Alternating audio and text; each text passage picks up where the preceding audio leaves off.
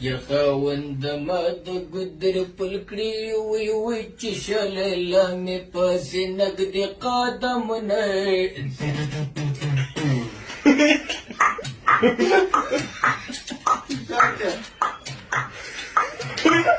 په ښایست مې غاپه کېږي وي وي نور به د ځمکې غورځوم چې زړه شوی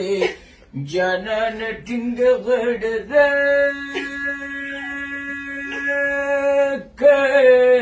یبیګه مې مړ په خوب لیدلې مې کولی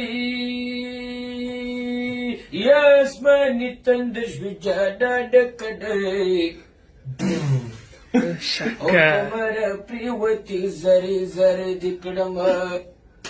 ما جګر اوبونه زیرمه سودا شي راماته به دنیا شي چې د رحمن ګراوي